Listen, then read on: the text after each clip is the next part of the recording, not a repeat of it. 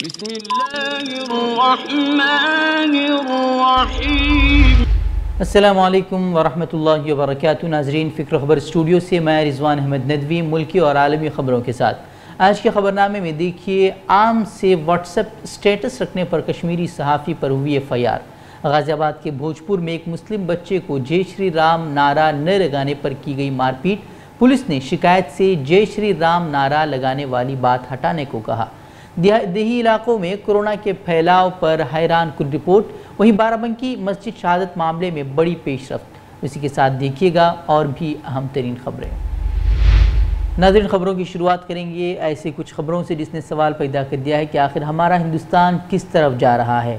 فرقہ پرست طاقتوں نے کس طرح سے ہندوستان کی گنگا جمنی تہذیب کو بدل کر رکھ دیا ہے۔ ایک واقعہ غازی آباد کے بھوجپور سے ہے، جہاں کی ایک ویڈیو وائرل ہو رہی ہے جس میں ایک مسلم لڑکا شدید زخمی حالت میں تڑپتا ہوا دیکھا جا سکتا ہے۔ بتایا جا رہا ہے کہ اس لڑکے کو گاؤں کے کچھ دبنگوں نے جے شری رام کا نعرہ لگانے کو مجبور کرتے ہوئے اسے بری طرح سے پیٹا، جس سے وہ شدید زخمی ہو گیا۔ مقامی لوگوں کے پہنچنے کے بعد ملزم فرار بھی ہو گیا، اور جب یہ لوگ شکایت لکھوانے پولیس تھانے پہنچے تو پولیس نے شکایت سے جے شری رام کے نعرہ لگانے کی بات جو کہی گئی تھی اسے ہٹانے کو کہا۔ اس کے بعد اس کی FIR درج ہوئی اور اب فی الحال 2 افراد کو گرفتار کر لیا گیا ہے۔ تو تھانے میں لے گئے مجھے، تھانے میں پوچھ تاچھ ہوئی، صاحب نے بولے انہوں آپ کے ساتھ کیا ہوا، میں نے ساری بات بتائی انہوں کو۔ پھر جے شری رام کی بات بتائی تو وہ کہنے لگے جے شری رام ہٹا دو، آپ کی ساری رپورٹ لکھیں گے، ہم سارا کام کر دیں گے۔ یہ کس نے کہا جے شری رام ہٹا لو؟ SO نے، SO صاحب تھانہ بھوجپور کے اندر؟ جی جی۔ اچھا ناظرین، بڑھتے ہیں ایک اور خبر کی طرف۔ شہید کی 2 قسمیں ہوتی ہیں۔ پہلے قسم کا شہید کامل کہلاتا ہے، جو دنیا کے اعتبار سے اور آخرت دونوں کے اعتبار سے اسے شہید کہا جاتا ہے، اور دوسرا وہ شہید جو حکمی طور سے اسے شہید کہا جاتا ہے، اور اس کی طویل فہرست جو ہے وہ احادیث مبارکہ میں ملتی ہے۔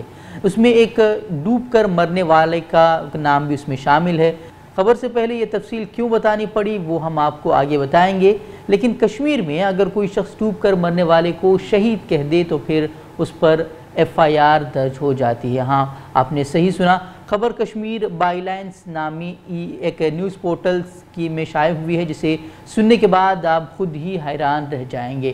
ساجد رائنا نامی کشمیر نیوز آبزرور نامی ایک نیوز پورٹل ہے، اس کے صحافی ہیں، اور اس نے ایک واٹس ایپ پر ایک پوسٹ لکھ دیا اور اس نے لکھا کہ 30 مئی 2006 کو ایک کشتی حادثے میں 20 بچے شہید ہو گئے، اور اسی اسٹیٹس کی وجہ سے اس کے خلاف FIR درج کی گئی۔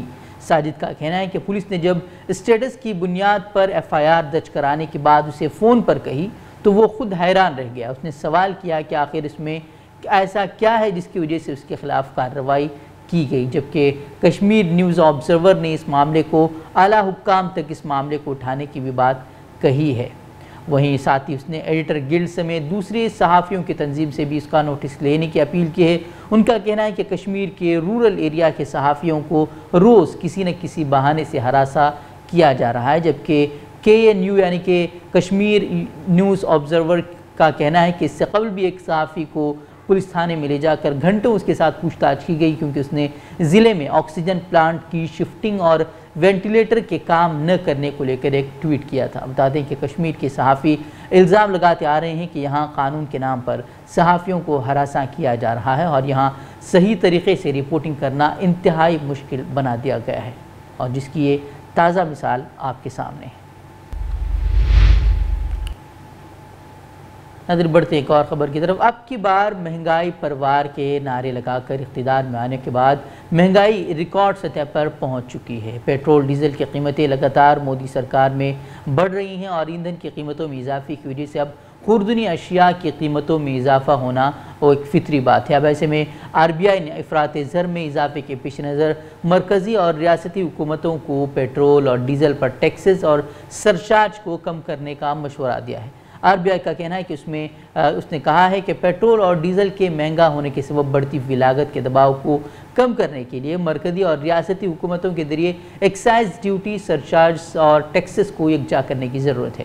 RBI کے گورنر شکتیکانت داس نے کہا کہ اگر کووڈ-19 کی دوسری لہر ایک طویل عرصے تک اگر جاری رہتی ہے اور اس کی وجہ سے سرگرمیوں پر پابندی جاری رہی تو مہنگائی میں اضافہ ہو سکتا ہے۔ ان حالات میں اشیاء ضروریہ کی قیمتوں میں اضافے سے روکنے اور فراہمی کو ہموار رکھنے کے لیے اقدامات کرنے ہوں گے۔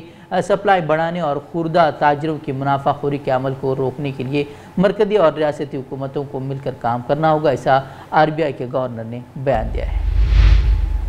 ناظرین بڑھتے ہیں ایک اور خبر کی طرف۔ الہ آباد ہائی کورٹ کی لکھنؤ بینچ میں بارہ بنکی کے غریب نواز مسجد کو منہدم کرنے کے ذمہ دار عہدیداروں کے خلاف توہین عدالت کی عرضی داخل کی گئی ہے۔ کنٹمپٹ آف کورٹ کی اپیل سماجی کارکن سید فاروق کی جانب سے دائر کی گئی ہے۔ سید فاروق ہائی کورٹ میں اپنا موقف خود ہی رکھیں گے۔ انہوں نے بتایا کہ اس معاملے میں اس وقت کے SDM اور CO اور تحصیلدار کو پارٹی بنایا گیا ہے۔ عدالت کی جانب سے بہت جلد معاملے کی سماعت کے لیے تاریخ طے کی جا سکتی ہے۔ وہ رہے کہ رام سنیہی گھاٹ تحصیل کی خواجہ غریب نواز مسجد کو گزشتہ ماہ انتظامیہ کی جانب سے شہید کر دیا گیا تھا، جبکہ الہ آباد ہائی کورٹ نے کووڈ-19 کے پیش نظر واضح طور پر حکم دیا تھا کہ 31 مئی تک کسی بھی قسم کی کارروائی نہ کی جائے۔ اس بنیاد پر عہدیداروں کے خلاف توہین عدالت کی عرضی داخل کی گئی ہے۔ بتا دیں کہ مسلم تنظیموں نے UP میں عدالت کے حکم کے باوجود مسلمانوں کے مذہبی مقامات کو شہید کرائے جانے پر شدید ناراضگی کا اظہار کیا ہے اور انتظامیہ کی کارروائی کو غیر آئینی بھی قرار دیا ہے، اور اسی جگہ پر مسجد کی تعمیر کا بھی مطالبہ مسلم پرسنل لاء بورڈ کی طرف سے کیا گیا ہے، لیکن اپیلوں اور مسلمانوں کی ناراضگی کا کوئی بھی اثر انتظامیہ اور حکومت پر پڑتا نظر نہیں آ رہا، بلکہ اس کے بعد بھی کتولی میں ایک مسجد شہید کر دی گئی، اور آگے کیا کیا ہونے والا ہے یہ تو آنے والا وقت ہی بتائے گا۔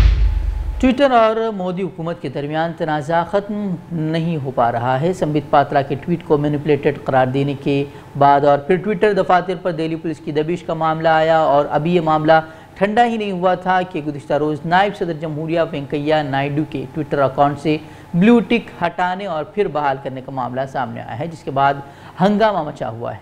حکومت نے ٹویٹر پر الزام لگایا ہے کہ وہ آئینی عہدے پر کا احترام نہیں کر رہی، تو ٹویٹر نے جواب دیا ہے کہ 6 ماہ سے اکاؤنٹ لاگ ان نہیں تھا، جس کی وجہ سے یہ اکاؤنٹ اس اکاؤنٹ پر کارروائی کی گئی۔ وہیں اب بڑی خبر یہ سامنے آئی ہے کہ RSS کے بڑے بڑے رہنماؤں کی بھی بلو ٹک غائب ہو چکے ہیں۔ ان میں سربراہ موہن بھاگوت کے علاوہ نائب سربراہ سریش سونی اور انڈیا پرچار کمیٹی کے سربراہ ارون کمار شامل ہیں۔ اس کے علاوہ سنگھ کے لیڈران سریش جوشی، کرشن گوپال کے ہینڈل کے بلو ٹک کو بھی ہٹا دیا گیا ہے۔ در اثنا مرکزی حکومت کی وزارت IT نے ٹویٹر کو حتمی نوٹس جاری کر کے اس سے کہا ہے کہ وہ ہندوستان کے نئے ڈیجیٹل اصولوں پر عمل کرے۔ اگر ٹویٹر کی جانب سے ابھی بھی حکومت کے نئے IT سے متعلق اصولوں پر عمل نہیں کیا جاتا تو پھر اس پر کارروائی کی جائے گی اور اسے انجام بھگتنا ہوگا۔ وہیں ٹویٹر بار بار یہ کہہ رہا ہے کہ حکومت ہند اظہار رائے کی آزادی خطرے میں ڈال رہی ہے، جبکہ اپوزیشن بھی ٹویٹر کے خلاف حکومتی کارروائی کو شرمناک قرار دے چکے ہیں۔ وہیں NCP کے رہنما نواب ملک نے بھی کہا تھا کہ ٹویٹر کے IT جو قوانین حکومت IT قوانین لا رہی ہے، اس کے ذریعے سے حکومت جو ہے تنقید کو دبانا چاہتی ہے اور اس کے ذریعے سے لوگوں کو جیلوں میں ٹھونسنا چاہتی ہے۔ ٹویٹر سے جڑی ایک اور دلچسپ خبر نائجیریا سے ہے۔ یہ بھی آپ کو سنائیں گے کہ نائجیریا کے صدر بہاری کے ملک کے جنوبی مشرقی علاقے کی صورتحال پر مخالفین کے لیے دھمکی آمیز زبان استعمال کرنے پر ان کے ٹویٹ کو حذف کرنے کے بعد اب نائجیریا حکومت نے ملک بھر میں ٹویٹر سروس کو بند کر دیا ہے۔ بہاری جو کہ وہاں کے صدر ہیں، انہوں نے ٹویٹ میں لکھا تھا کہ بیافرا نامی وہاں ایک علاقہ ہے، اس کے بارے میں انہوں نے لکھا تھا کہ وہاں ہونے والی خانہ جنگی کے دوران جو تباہی اور ہلاکتیں ہوئی ان کے ذمہ دار بہت ہی کم عمر نوجوان ہیں جنہیں کچھ لوگ استعمال کر رہے ہیں۔ ایسے لوگوں کو کسی صورت چھوڑنا نہیں چاہیے۔ اس کے ساتھ ہی انہوں نے کئی طرح کا تبصرہ کیا تھا جو کہ ٹویٹر کی پالیسی کی خلاف ورزی کرتا ہے۔ اسی کو لے کر غیر ملکی میڈیاؤں کا کہنا ہے کہ بہاری کا یہ جو ٹویٹ تھا وہ ملک کے جنوب مشرقی علاقوں میں آتی زدگی اور حملوں کا ردعمل ظاہر اس سے ہو رہا تھا، اور تاہم ابھی تک کسی بھی گروپ نے ان حملوں کی ذمہ داری قبول نہیں کی تھی۔ وہیں اس کے باوجود انہوں نے اس طرح کا ایک سخت بیان دیا تھا جس پر ٹویٹر نے اپنے وضاحتی بیان میں کہا تھا کہ بہاری کا ٹویٹ ناروا سلوک والی پالیسی کی خلاف ورزی پر مبنی تھا، جس کی وجہ سے صدر کا اکاؤنٹ 12 گھنٹوں کے لیے معطل کیا گیا، جس کے بعد حکومت نے یہ کیا کہ ملک بھر میں ٹویٹر کی سروس کو ہی بند کر دیا ہے۔ ناظرین بڑھتے ہیں اب ایک اور عالمی خبر کی طرف۔ کورونا وبا نے دنیا کے حالات بالکل بدل ڈالے ہیں۔ سفری پابندیاں، کورونا کے خوف سے ہونے والی تبدیلیوں نے کروڑوں لوگوں کا روزگار چھین لیا ہے، کروڑوں کی تنخواہوں میں کمی واقع ہوئی ہے، کئی فیکٹریاں بند ہو گئی ہیں، کئی کمپنیوں کا دیوارہ نکل چکا ہے، لوگوں کا روزگار ختم ہو چکا ہے، غریبی میں کافی اضافہ ہوا ہے۔ سب سے بڑا سوال جو اب ابھر کر سامنے آیا ہے وہ یہ ہے کہ یہ صورتحال کب تک بنی رہے گی اور کب معمول پر حالات لوٹنے والے ہیں۔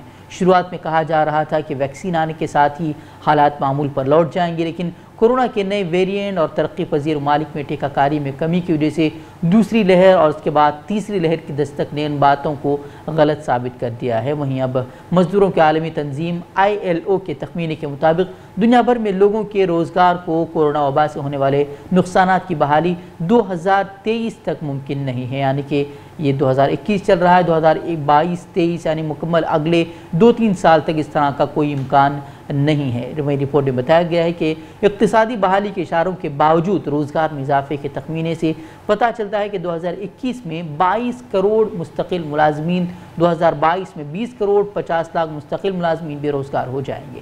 یہ ایک بہت ہی بڑی تعداد ہے روزگار گنوانے والوں کی۔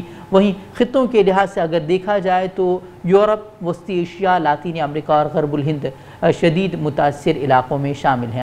ILO کے ڈائریکٹر جنرل نے کہا ہے کہ ویکسین لگانے کے عمل میں پیش رفت ہی اقتصادی سرگرمیوں میں تیزی لانے والا طاقتور عنصر ہے، تاہم ویکسین کی تقسیم منصفانہ نہیں ہو رہی ہے، اور انہوں نے یہ مطالبہ کیا ہے کہ جو صورتحال بنی ہوئی ہے ویکسین کی تقسیم کو لے کر اس کو منصفانہ بنایا جائے، اور ایسے میں عالمی ممالک جو ہے وہ اس کے لیے کام کریں اور اقوام متحدہ بھی اس سلسلے میں غور و خوض کریں۔ ناظرین، آج کی خبروں میں اتنا ہی، کل پھر ہوگی ملاقات مزید اہم خبروں کے ساتھ، تب تک کے لیے ہمیں دیجیے اجازت۔ السلام علیکم ورحمۃ اللہ وبرکاتہ۔